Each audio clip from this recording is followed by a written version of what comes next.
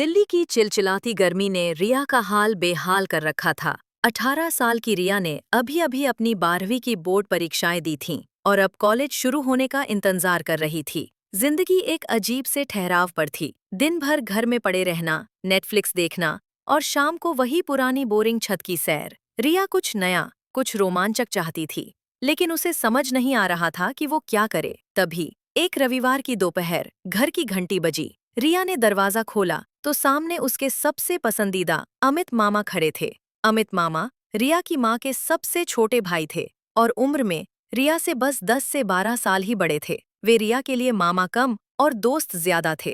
अरे मामा, आप अचानक? रिया ने खुश होकर पूछा।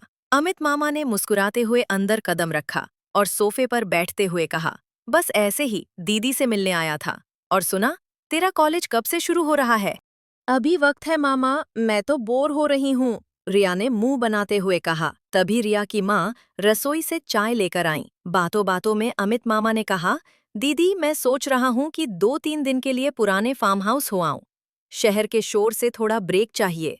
वहाँ आम का मौसम भी है और मौसम विभाग ने बारिश की भी भविष्यवाणी की है।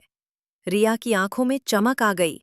मामा प्लीज, मुझे भी ले चलो ना, मैं घर पर पागल हो जाऊंगी, उसने जिद की। माँ ने पहले तो मना किया, लेकिन अमित मामा ने पक्ष लिया। अरे दीदी जाने दो, बेचारी बोर हो रही है। वैसे भी वहां मेरा बचपन का दोस्त कबीर आ रहा है अपनी फैमिली के साथ, तो रिया को कंपनी मिल जाएगी। काफी मान मनवल के बाद माँ ने अनुमति दे दी। रिया ने फटाफट अपना बैग पैक किया। उसे नहीं पता था कि यह एक साधारण सी ट्रिप उसकी जिंदगी में एक खूबसूरत याद जोड़ने वाली थी। अगली सुबह सूरज निकलने से पहले ही अमित मामा की एसयूवी हाईवे पर दौड़ रही थी। रिया ने खिड़की का शीशा नीचे कर रखा था और ठंडी हवा उसके बालों को उड़ा रही थी। कार में 90 के दशक के पुराने गाने बज रहे थे, जो मामा और रिया दोनों के पसंदीदा थे।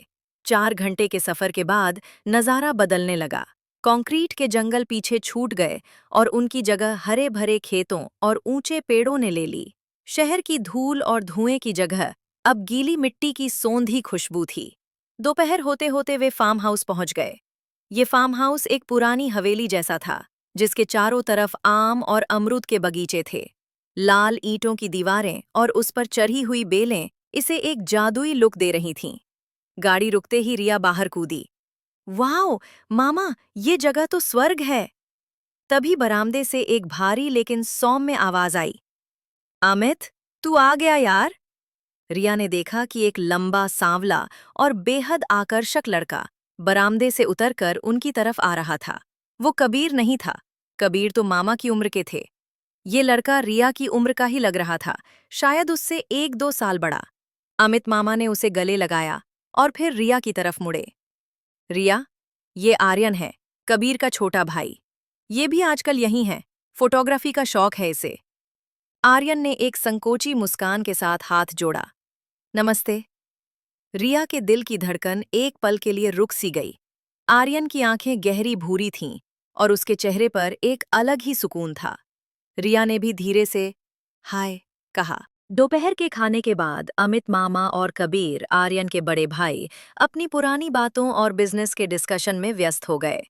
रिया को लगा कि वह बोर हो जाएगी, तभी आर्यन उसके पास आया। क्या तुम बोर हो रही हो? अगर चाहो तो मैं तुम्हें पीछे वाला बगीचा दिखा सकता हूँ। वहाँ एक छोटा सा झरना भी है, आर्यन ने पूछा। उसके गले में एक डीएसएलआर कैमरा लटका हुआ था। रिया ने तुरंत हाँ कर दी। वे दोनों चुपचाप बगीचे की पगडंडियों पर चलने लगे। शुरुआत में दोनों के बीच खामोशी थी, लेकिन प्रकृति की सुंदरता ने उस खामोशी को तोड़ दिया। तुम्हें यहाँ रहना पसंद है? रिया ने पूछा। बहुत, आर्यन ने एक पेड़ की तस्वीर लेते हुए कहा। शहर में लोग घड़ियों के हिसाब से चलते हैं, यहाँ हम सूरज और हवा के हिसाब से चलते हैं। मुझे ये शांति पसंद है। रिया आर्यन की बातों से प्रभावित हो रही थी। वो शहर के उन लड़कों जैसा नहीं था जो सिर्फ नई गाड़ियों और फोन्स की बातें करते थे। उसकी बातों में गहराई थी। उन्होंने घंटों बातें की, किताबों के बारे में, सपनों के बारे में और डर के बारे में। शाम होते होते आसमान में काले बादल घिराए। ठंडी हवा चलने लगी, जो आने वाली बारिश का संकेत थी। लगता है तूफान आने वाला है, हमें वापस चलना चाहिए। आर्यन ने आसमान की तरफ देखते हुए कहा। लेकिन जैसे ही वे मुड़े, बारिश की मोटी बूंदें गिरने लगीं। देखते ही देखते मूसलाधार बारिश शुरू हो गई। फार्म हाउस अभी भी कुछ दूर था। भागो! आर्यन चिल्लाया और उसने रिया का हाथ पकड़ लिया। वे दोनों पास ही बनी एक पुरानी बारादरी की तरफ भागे। बारिश इतनी तेज थी कि वे पूरी तरह भीग चुके थे। बारादरी की छत ने उन्हें बारिश से तो बचा लिया, लेकिन हवा के झोंके अभी भी उन तक पहुंच रहे थे। चारों तरफ सिर्फ बारिश का शोर था। पेड़ हवा में झूम रहे थे और मिट्टी की खुशबू ने पूरे माहौल को नशीला बना दिया था। रिया ठंड से कांप रही थी। उसके भीगे हुए बाल उसके चेहरे पर चिपके हुए थे। आर्यन ने ये देखा। उसने अपना बैग साइड में रखा और अपनी डेनिम की शर्ट के ऊपर पहनी हुई हल्की जैकेट उतार दी। ये लो। आर्यन ने जैकेट रिया की तरफ बढ़ाते हुए कहा, तुम्हें ठंड लग रही है? लेकिन तुम... रिया ने संकोच करते हुए पूछा। मैं ठीक हूँ, मुझे बारिश पसंद है। आर्यन मुस्कुराया। रिया ने जैकेट ओढ़ ली। उसमें से आर्यन की खुशबू आ रही थी, कस्तूरी और बारिश की मिली-जुली खुशबू। वे दोनों खंभे के सहारे खड़े होकर बारिश को देखने लगे। अचानक बिजली जोर से कड़की। रिया डर के मारे उछल पड़ी और अनजाने में आर्यन के करीब खिसक गई। आर्यन ने उसे सहारा देने के लिए अपना हाथ उसके कंधे पर रखा, लेकिन फिर तुरंत हटा लिया। उस एक पल के स्पर्श ने दोनों के बीच एक अजीब सा करंट दौड़ा दिया। रिया ने ऊपर देखा। आर्यन उसे ही देख रहा था। उस पल बारिश का शोर जैसे गायब हो गया। सिर्फ उनकी सांसों की आवाज और दिलों की धड़कन सुनाई दे रही थी। आर्यन ने बहुत धीमे स्वर में कहा, जैसे कोई राज खोल रहा था। रिया की आवाज कांप रही थी। ठंड से नहीं, बल्कि उस एहसास से जो उसके दिल में जाग रहा था। तुम बहुत अलग हो, शहर की लड़कियों जैसी नहीं। आर्यन ने उसकी आंखों में झांकते हुए कहा, तुम्हारी आंखों में एक सच्चाई है जो मुझे खींच रही है। रिया का चेहरा शर्म से लाल हो गया, जो अंधेरे में भी शायद चमक रहा था। तुम भी तुम भी बहुत अलग हो आर्यन। माहौल में एक खिंचाव था, एक अनकहा आकर्षण। आर्यन ने धीरे से अपना हाथ रिया के हाथ की तरफ बढ़ाया। उसकी उंगलियों ने रिया की ठंडी उंगलियों को छू लिया। रिया ने हाथ नहीं खींचा। उसने अपनी उंगलियों को आर्यन की उंगलियों में फंसा दिया। वो स्पर्श किसी वादे जैसा था। बिना कुछ कहे, बिना किसी इजहार के, उन दोनों ने महसूस किया कि ये मुलाकात सिर्फ एक इत्तेफाक नहीं थी। वे दोनों कितनी देर वहां खड़े रहे पता नहीं, शायद मिनटों या शायद घंटों। बारिश धीरे धीरे थमने लगी थी, लेकिन उनके दिलों का तूफान अभी शुरू ही हुआ था। तभी दूर से टॉर्च की रोशनी दिखाई दी और अमित मामा की आवाज आई, रिया, आर्यन, तुम लोग कहाँ हो? दोनों एक झटके से अलग हुए, जैसे किसी सपने से जागे हों। हम यहाँ हैं मामा, रिया ने आवाज दी। अमित मामा और कबीर दौड़ते हुए वहां पहुंचे। शुक्र है तुम लोग ठीक हो, हम परेशान हो गए थे। मामा ने राहत की सांस ली। वापस फार्म हाउस लौटते वक्त आर्यन और रिया ने एक दूसरे से कोई बात नहीं की, लेकिन उनकी खामोशी में सब कुछ कहा जा चुका था।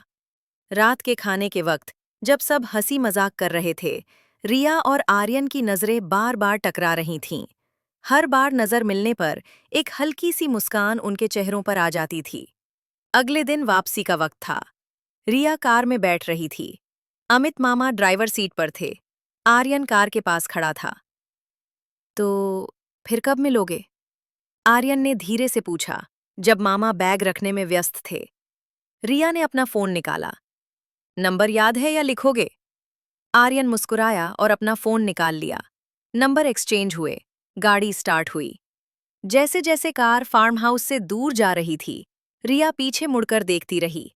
आर्यन गेट पर खड़ा हाथ हिला रहा था। रिया ने सीट पर पीछे टेक लगाई और आंखें बंद कर लीं।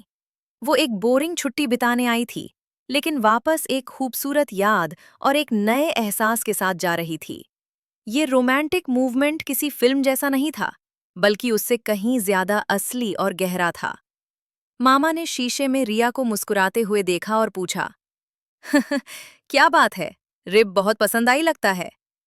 रिया ने खिड़की से बाहर देखते हुए, जहां आसमान अब साफ था, जवाब दिया, हाँ मामा, बहुत ज्यादा।